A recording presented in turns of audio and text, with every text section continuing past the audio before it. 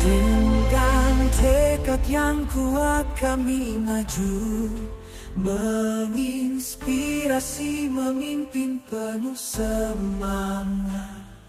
Melangkah pasti membangun bangsa, menjadi cahaya pembawa perubahan. Kami calon guru penggerak, bersatu padu membangun cita. Bersama kita menuju masa depan, menjadi pelita di setiap hati anak bangsa. Bismillahirrahmanirrahim. Assalamualaikum warahmatullahi wabarakatuh.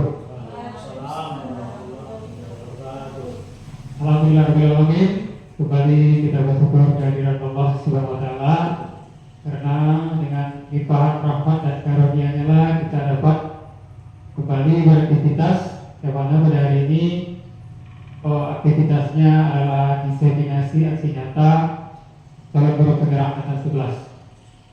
Salawat dengan salam juga tidak bosan kita sampaikan kepada roh junjungan kita Nabi besar Muhammad Sallallahu Alaihi Wasallam dengan doa singkat, Allahumma sholli ala sayyidina Muhammad wa ala sayyidina Muhammad.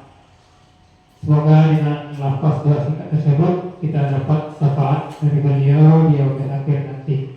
Amin amin ya rabbal alamin. Orang yang sama-sama kita hormati, Bapak Kepala Sekolah SD Negeri 11 Subadia Padang Luhur.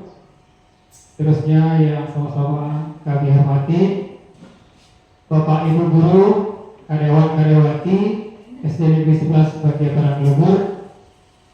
Terima kasih banyak telah hadir pada kegiatan pada kali ini, yaitu aksi nyata diseminasi budaya positif di sekolah. Ini adalah rangkaian acara di mana proses aktualisasi menyeminarkan tentang item-item atau poin-poin yang ada di budaya positif yang bisa kita kembangkan dan kita kuatkan di sekolah.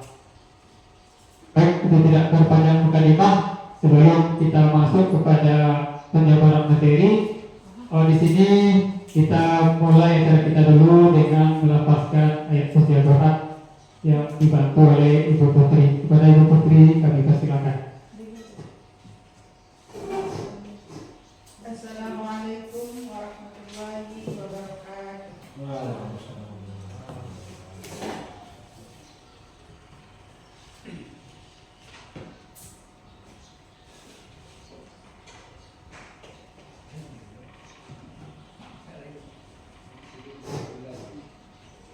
A'udzu billahi minasyaitonir rajim.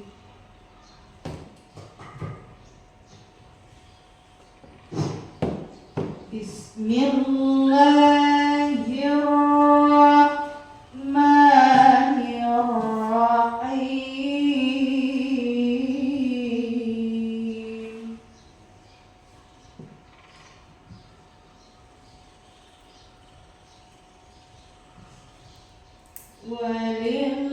Walillahi ma fis samawati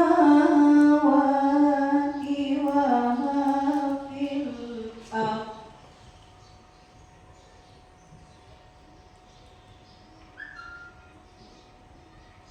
Walaqad wassayna alladziina utul kitaba min qablikum wa iyyakum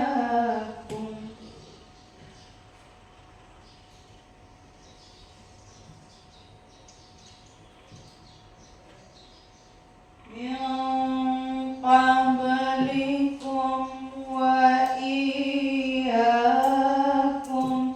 an ittaqullah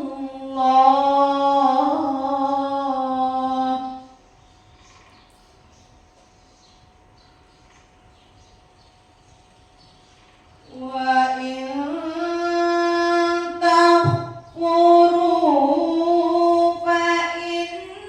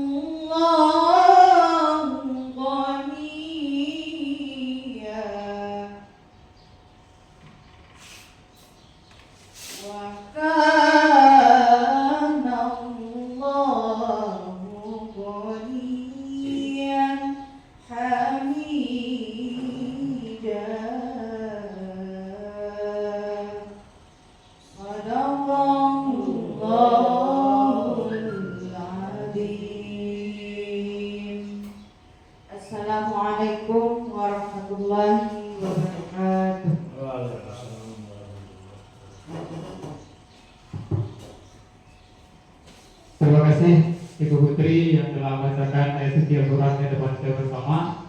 Semoga dengan pembacaan ayat suci tersebut acara kita dilancarkan oleh Allah dari awal sampai akhir nanti. Amin, amin ya rabbal alamin. Bapak Ibu, selanjutnya juga kami mintakan kepada Bapak Kepala Sekolah Bapak Nur Asri untuk menyampaikan atas sambutannya dan dapat kita bersama mengenai kegiatan kita hari ini. Oke, langsung saja kepada Bapak kami persilakan.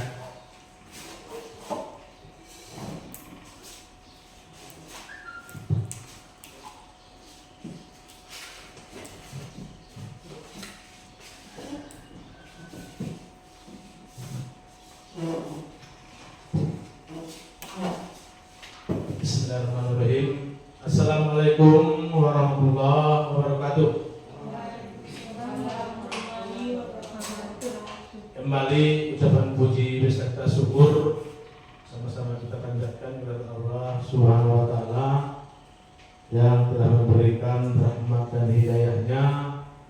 Kita masih dapat berkumpul di ruangan kita ini dalam rangka kegiatan diseminisasi aksi nyata CGP tentang budaya positif di sekolah kita ini. Kemudian selawat berikan salam ke roh junjungan Rasulullah Nabi kita Muhammad sallallahu alaihi wasallam dan terlapaskan Allahumma sholli ala sayyidina Muhammad wa ala ali sayyidina Muhammad. Yang sama-sama kita hormati Bapak Ibu dengan majelis guru serta karyawan yang teristimewa, yaitu Bapak Isra Muhammad Isra ya, selaku guru CGP angkatan 11 untuk Kabupaten Pasaman.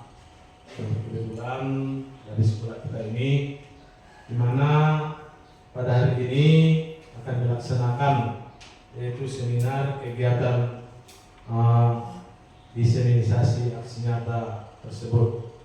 Jadi dalam hal ini tentu kami sebagai kepala sekolah sangat mendukung kira-kira apa yang dapat Bapak laksanakan di sekolah ini, tentu untuk dapat perubahan-perubahan nanti di dalam kegiatan tugasnya Bapak Isra, sehingga membuat nilai positif bagi sekolah kita ini. Apalagi di sini yang untuk diseminarkan yaitu tentang budaya yang positif di sekolah kita ini.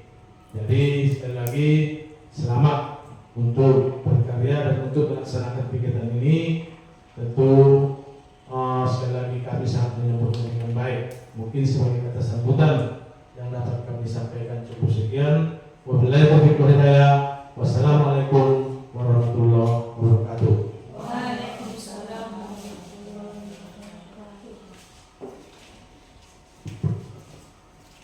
Ya, terima kasih pada Bapak Dulasri selaku Kepala SDN Negeri 11 bagian Kodam Lugut telah menyampaikan kata sambutannya dan dapat kita bersama.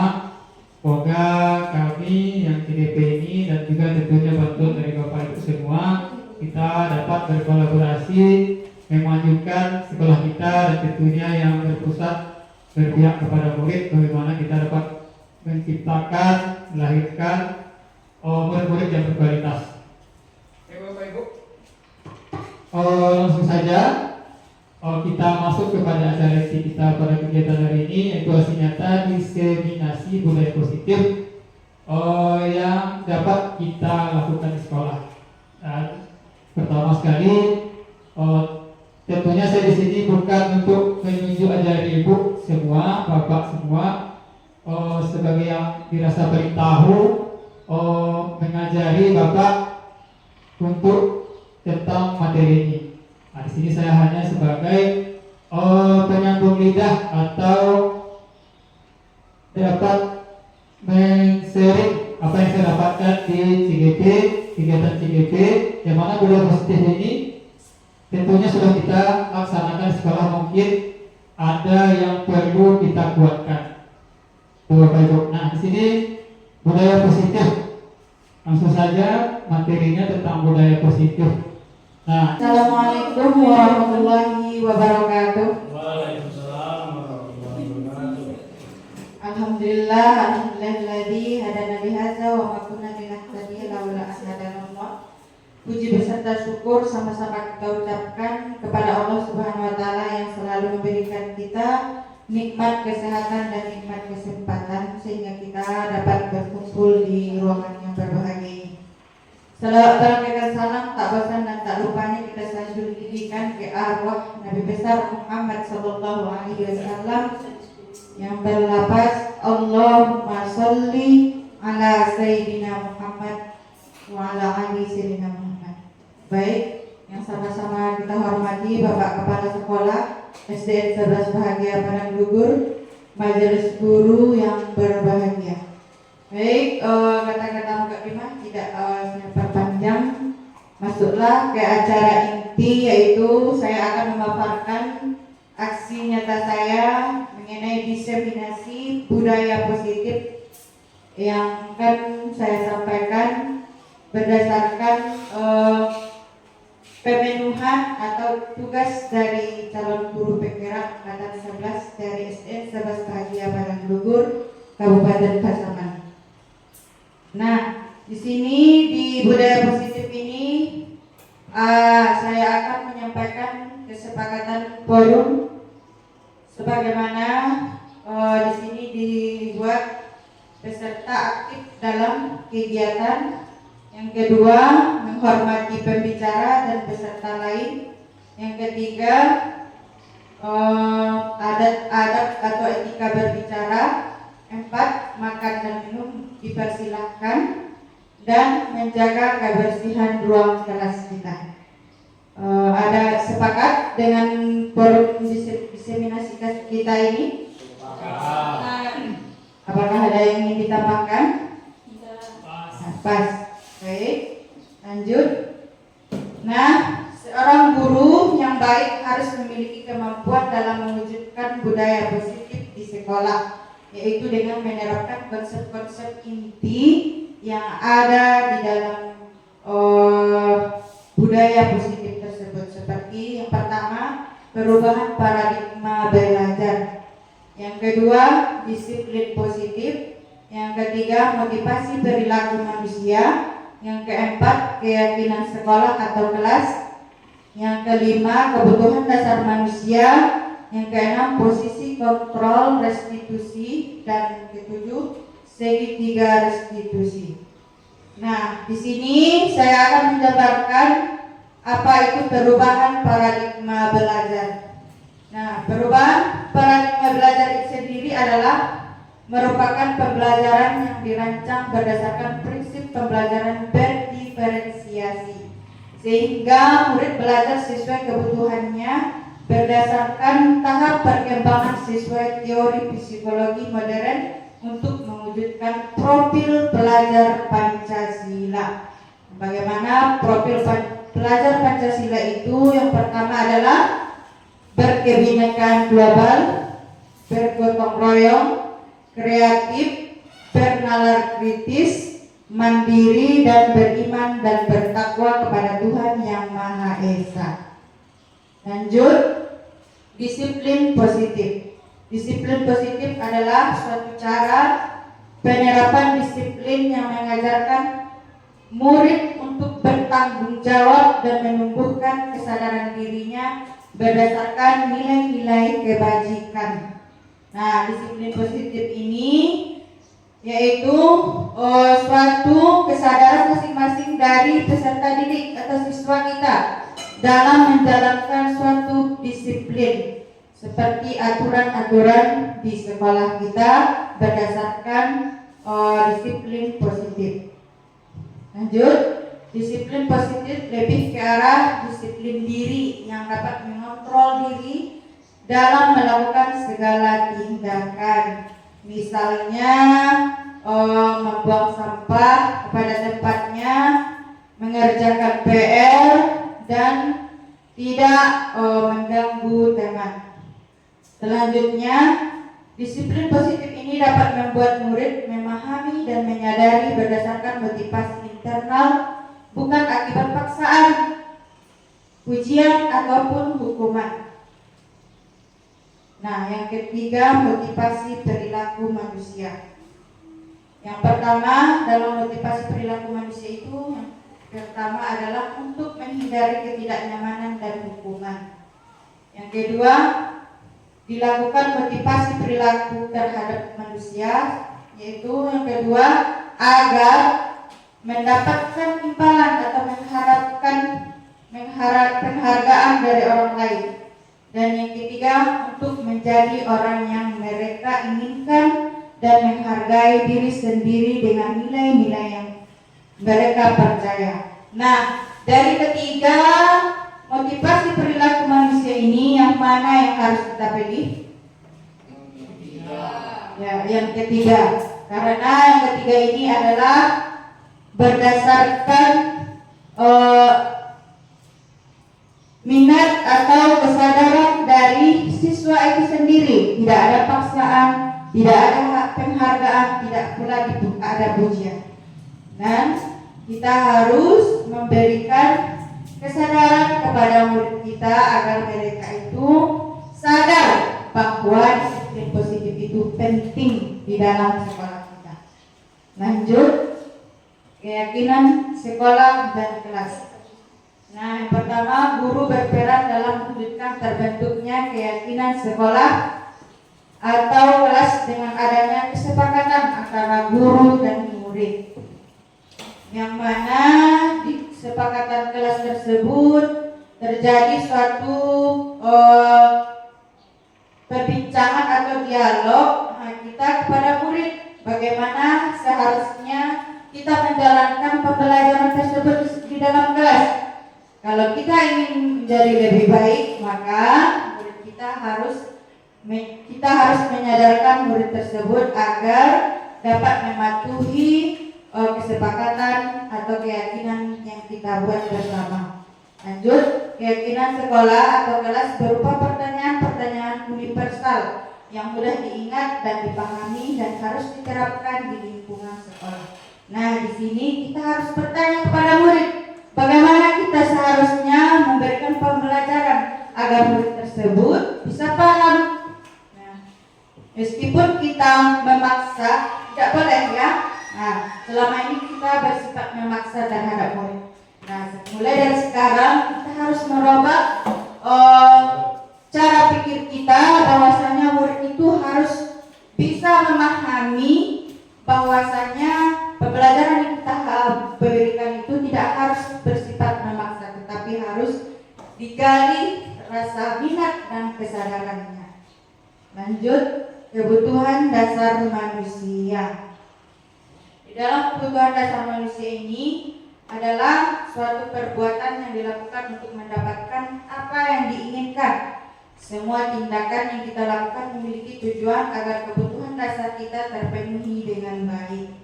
Nah, di kebutuhan dasar manusia ini ada 5 kebutuhan. Yang pertama, bertahan hidup. Bertahan hidup seperti memberikan sebuah nasihat, dan yang kedua, kasih sayang dan rasa diterima. Yang ketiga, penguasaan. Keempat, kebebasan. Dan yang kelima, kesenangan. Nah, bertahan hidup itu seperti makanan, pakaian, tempat tinggal, keamanan, dan kesehatan. Di sekolah kita ini harus memberikan sebuah pertahanan hidup kepada siswa kita. Nah, kita harus memberikan suatu kenyamanan, tempat seperti kelas yang indah, yang aman, yang rapi. Nah, kita harus memberikan kepada mereka kesadaran bahwasanya bertahan hidup itu seperti memberikan pelayanan yang prima terhadap murid. Nah, makanya murid tersebut akan merasa senang terhadap kita. Selanjutnya, kasih sayang dan rasa diterima. Rasa diterima dipedulikan, berbagi kerjasama, dan menjadi bagian dalam kelompok. Bagaimana caranya? Nah, seperti kita harus memberikan kasih sayang kepada murid tersebut. Tidak harus memaksa, tidak harus membentak atau memberikan arahan yang negatif, tetapi harus memberikan secara lemah lembut. Lanjut, penguasaan harga diri, keinginan untuk dianggap, memimpin, berprestasi, diakui dan didengar. Nah, murid tersebut dia merasa ingin diakui dan ingin pula didengar. Jadi kita sebagai guru harus bisa mendengar apa keluhan dari murid kita.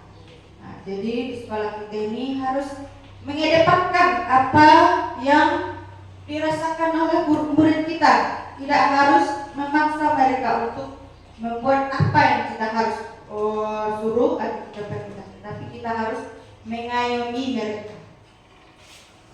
Lanjut, murid tersebut juga ingin merasa bebas, mandiri, memiliki pilihan, mencoba hal baru, dan mampu mengendalikan arah dirinya.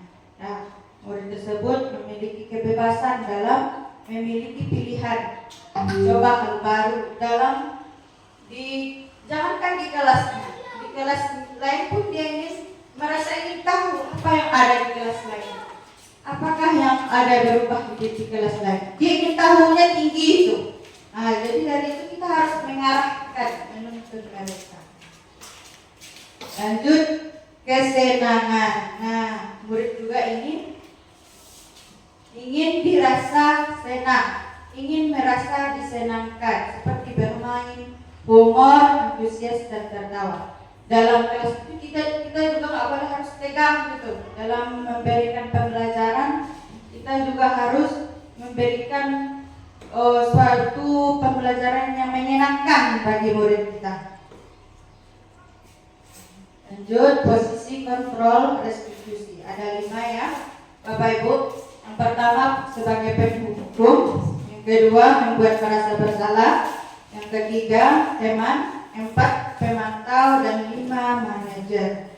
Nah, yang kelima ini seperti penghukum, contohnya nada suara tinggi dan menghardik bahasa tubuh, mata melotot dan jari menunjuk. Contohnya nih, Gibran terlambat hadir di sekolah.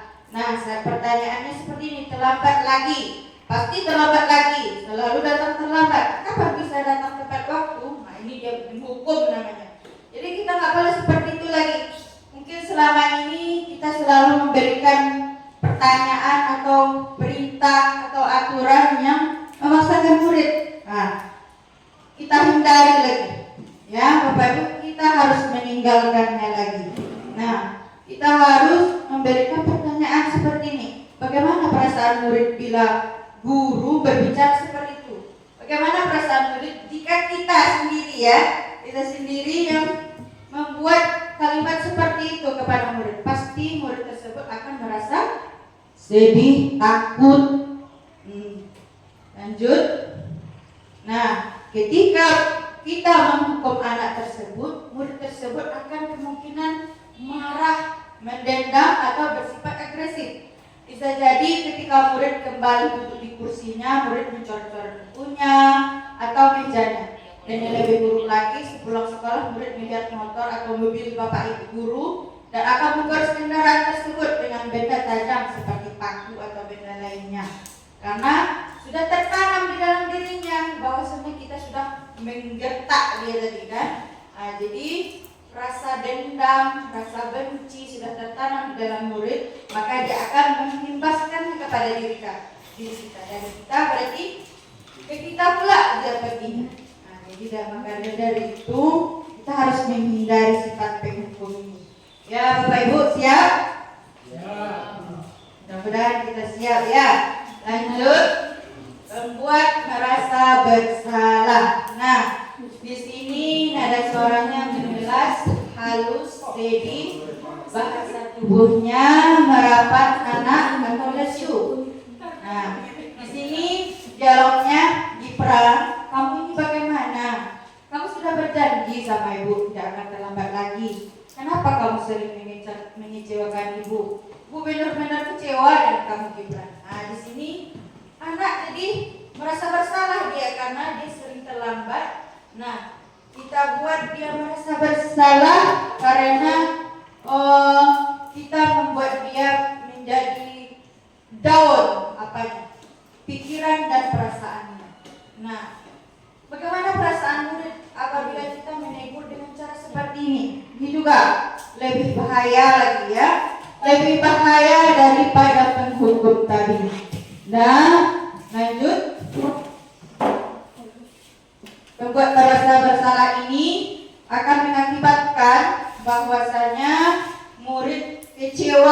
kepada Bapak Ibu guru.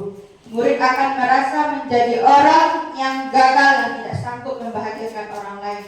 Dan kadang-kala sikap seperti ini lebih berbahaya daripada sikap penghukum, karena emosi yang akan tertanam di dalam murid dengan perasaan dia. Tidak seperti murid dengan guru penghukum, murid bisa menumpahkan amarahnya nanti. Walaupun dengan cara negatif, murid tertekan seperti inilah yang tiba-tiba meletus amarahnya dan bisa menyakiti diri sendiri dan orang lain. Nah, kalau penghukum tadi dibuatnya nanti ke benda-benda atau barang-barang kita. Namun, kalau yang pembuat merasa salah ini ke dirinya sendiri dibuatnya atau ke temannya, nah ini lebih bahaya lagi. Nah, kita harus tinggalkan ini. Penghukum dan pembuat merasa bersalah ini kita harus tinggalkan. Lanjut, teman. Nada suara ramah, akrab dan bercanda. Bahasa tubuh merapat pada murid, mata dan senyum jenaka. Sini dialognya, Kipran. Ayolah, gimana sih kamu? Kemarin sudah janjikan sama ibu, kenapa terlambat lagi? Sambil tertawa ringan. Ya sudah, tidak apa-apa.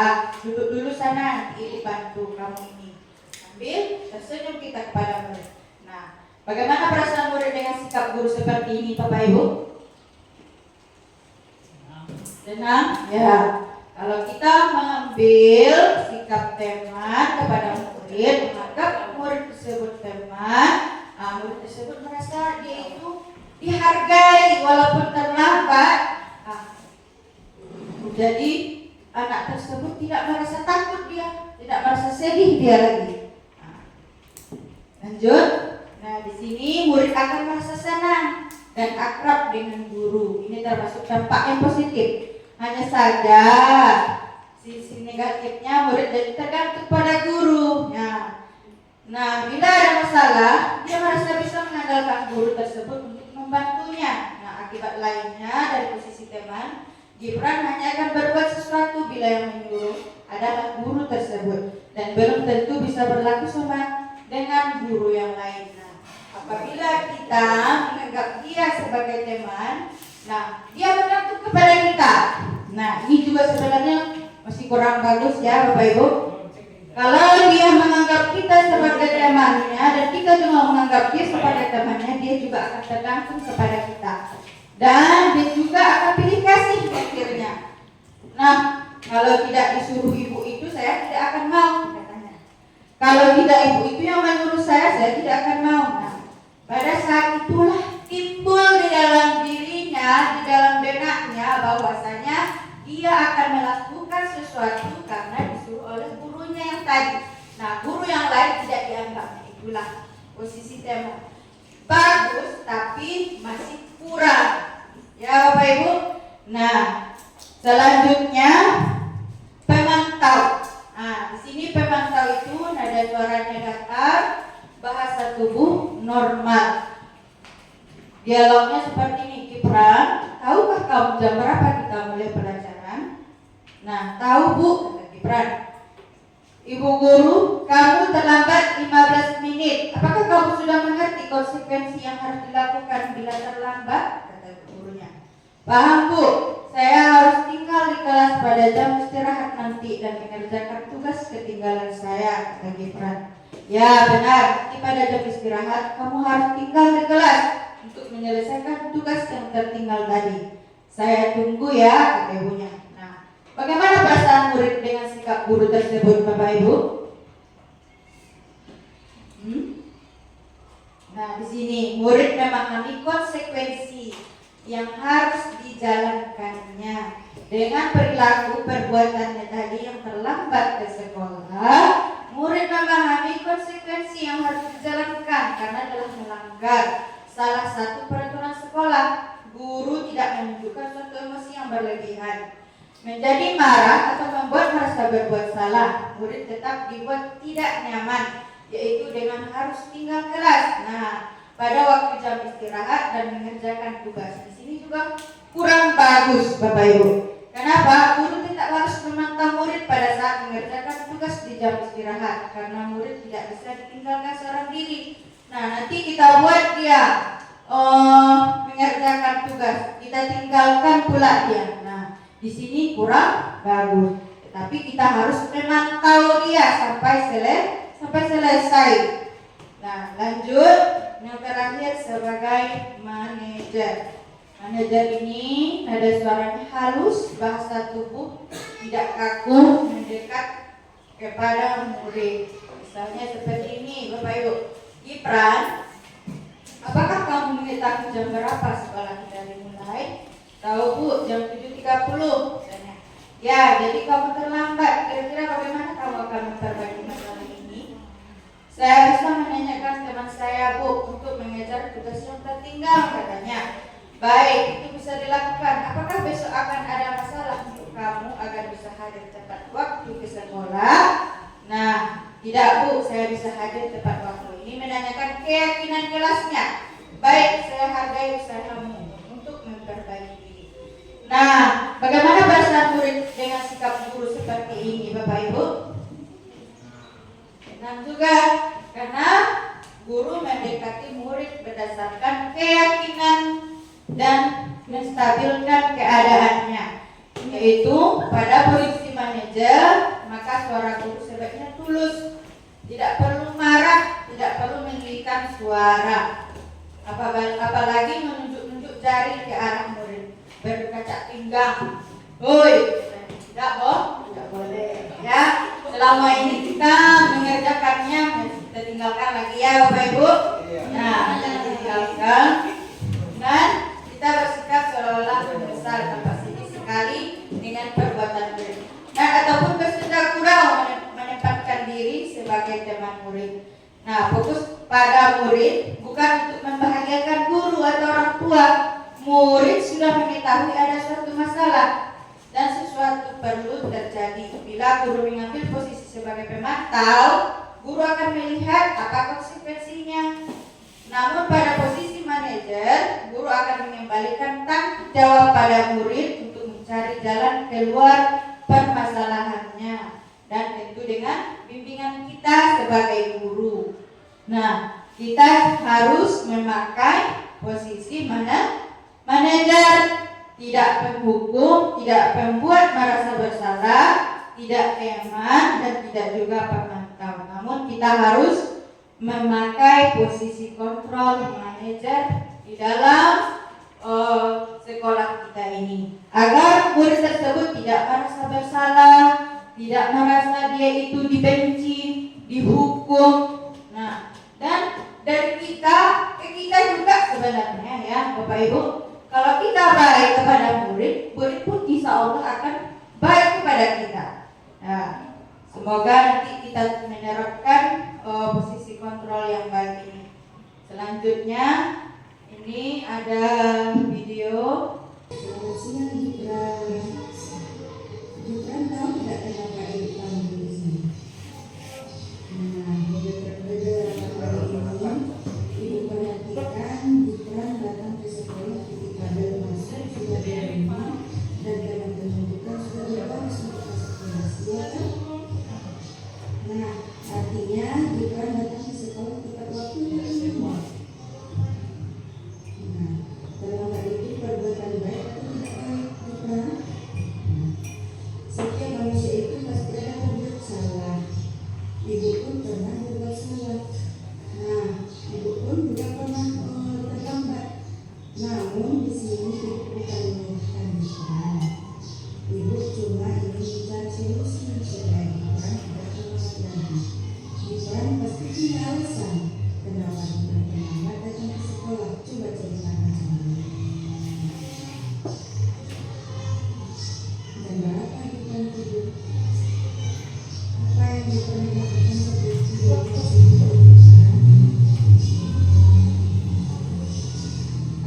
akhirnya menonton TV tersebut dan main HP tidur kemalaman. Gibran bangunnya jadi kesiangan. Nah, Gibran masih ingat dengan kesehatan kelas bersama ini. Apa itu Gibran? Nah, Gibran yakin kalau disuruh dengan tepat waktu itu penting untuk kita. Baik, sekarang apa yang harus kita lakukan agar datang ke sekolah tepat waktu? Nah, tidur dari awal dan mengingat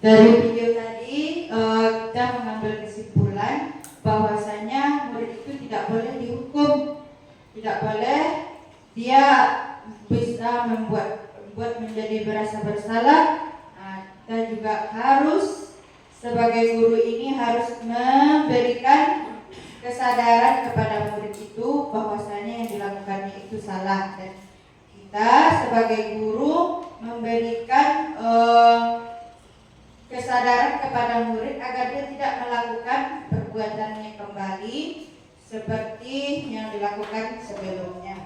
Posisi kontrol restitusi. Nah, di antara kelima posisi kontrol di atas itu, restitusi tersebut sebaiknya seorang guru menggunakan posisi kontrol restitusi sebagai manajer.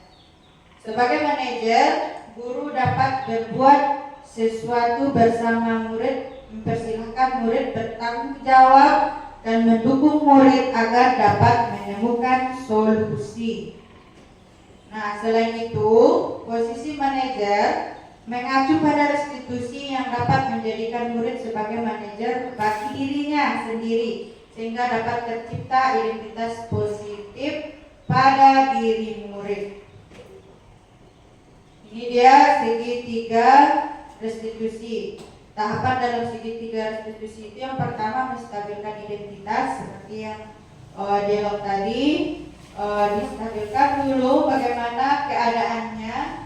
Kita tidak boleh langsung kepada intinya, namun kita pertanyakan dulu bagaimana kabarnya, bagaimana keadaannya, biar murid tersebut bisa menyampaikan apa titik permasalahannya. Yang kedua, validasi tindakan yang salah. Nah, kita harus memberikan validasi atau pembentukan agar tindakan salah tersebut bisa dirobah kembali. Dan yang ketiga, menanyakan keyakinan kelas.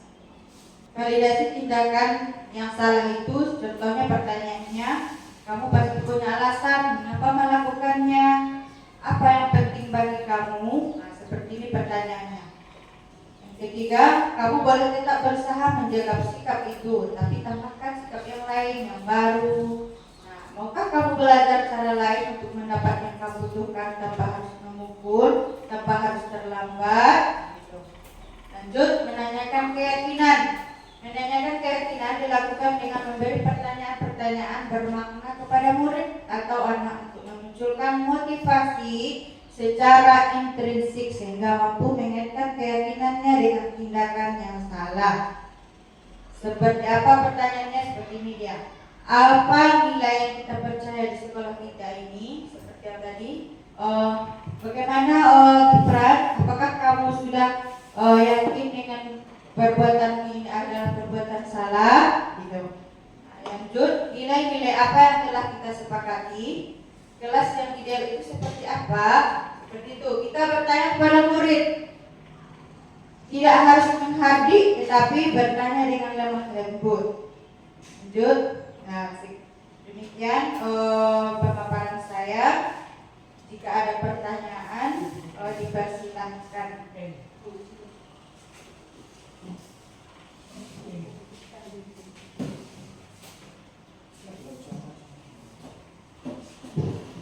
Assalamualaikum warahmatullahi wabarakatuh. Terima kasih banyak waktu yang diberikan kepada saya. Terima kasih juga kepada Publik sudah memberikan arahan motivasi kepada kami, di mana banyak sekali ilmu yang dapat kami petik dari gambaran Ibu Publik tadi. Yang saya tanyakan adalah apakah tujuan diseminasi yang dilaksanakan di sekolah kita. Nah, mohon penjelasan dari Ibu. Terima kasih. Assalamualaikum warahmatullahi wabarakatuh. Waalaikumsalam warahmatullahi wabarakatuh. Baik, terima kasih kepada Ibu Eli yang telah memberikan pertanyaannya kepada saya. Pertanyaannya adalah apakah tujuan diseminasi yang saya lakukan di dalam sekolah kita ini.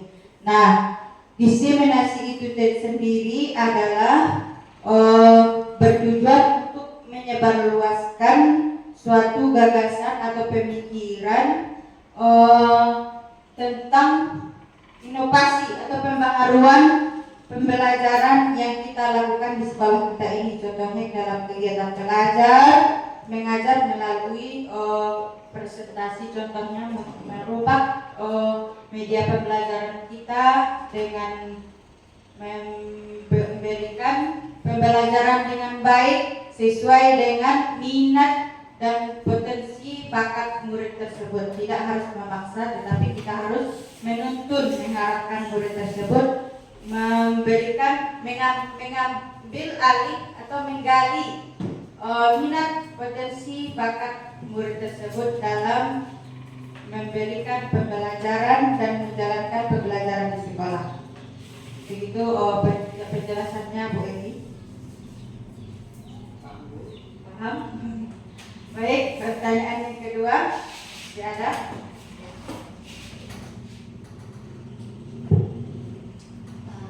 Baik, selamat siang semuanya. Perkenalkan, nama saya Eni Sartika Janifah. Sebelumnya terima kasih Ibu sudah memaparkan tadi mengenai budaya positif.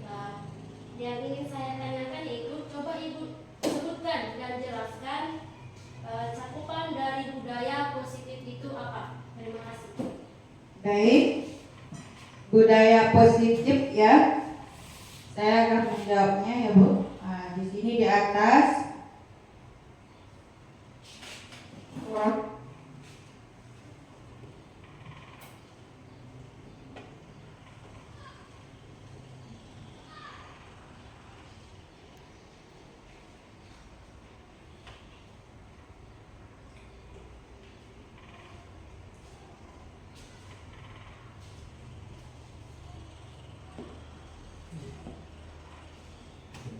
Nah, budaya positif itu mencakup kepada 7 ya, berdasarkan yang sudah saya paparkan tadi. Ada 7 budaya positif yang harus kita laksanakan di sekolah kita ya. Yang pertama itu disiplin positif. Yang pertama, perubahan paradigma belajar. Paradigma belajar ini akan memberikan pembelajaran yang dirancang berdasarkan prinsip pembelajaran berdiferensiasi. Nah, berdiferensiasi di sini di dalam kelas kita tidak boleh membeda-bedakan, ya, tetapi kita harus menyamakan.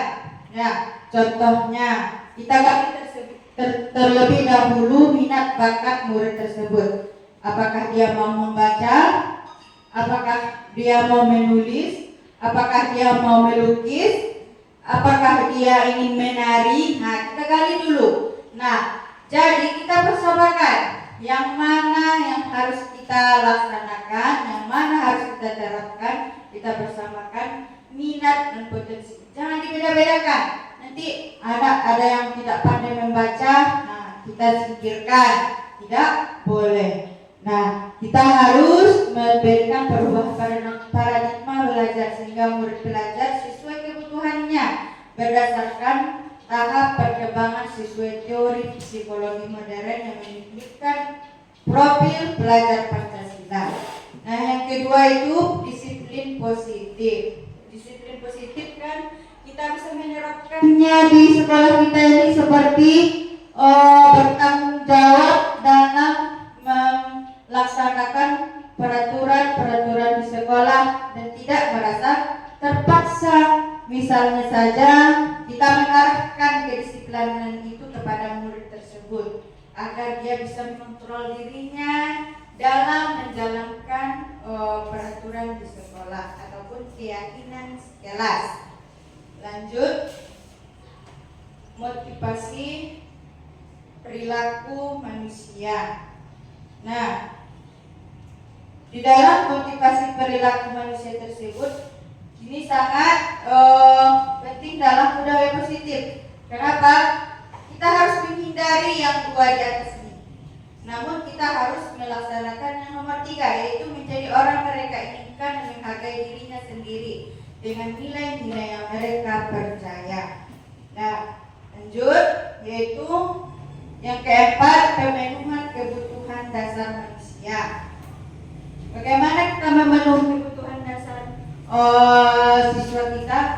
Kita gali dulu minatnya, kita gali dulu bakat potensinya, biar kita bisa memenuhi apa kebutuhannya sebenarnya. Jangan kita memaksakan kehendak, ya Bapak Ibu, kita tidak boleh memaksakan kehendak kita kepada murid kita, yang akan mengakibatkan murid merasa terpaksa dan tidak ikhlas terhadap apa yang dilakukannya nanti. Lanjut, kita juga sebagai melakukan posisi kontrol terhadap anak didik kita. Bagaimana cara mengatasinya? Memberikan pembelajaran posisi kontrol tersebut, yaitu memberikan sedikit arahan kepada murid kita tersebut agar murid tersebut mengetahui bagaimana solusi, bagaimana kegiatan pembelajaran itu agar berjalan dengan baik. Dia sadar betul bahwasanya dirinya itu harus mengikuti pembelajaran dengan baik yang kita berikan kepada murid tersebut. Yang terakhir, kita memberikan segitiga restitusi kepada murid apabila dia melakukan suatu kesalahan. Kita tidak boleh menghukum, tidak boleh membuat dia merasa bersalah, dan tidak pula membuat dia sebagai teman. Namun kita sebagai guru ini harus menjadi manajer. Demikian Bu Eni. Baik, alhamdulillah. Masih ada pertanyaan yang lain? Pas? Oke, baik. Demikian pemaparan materi saya tentang diseminasi budaya positif. Salah dan janggal saya mohon maaf. Saya akhiri. Assalamualaikum warahmatullahi wabarakatuh.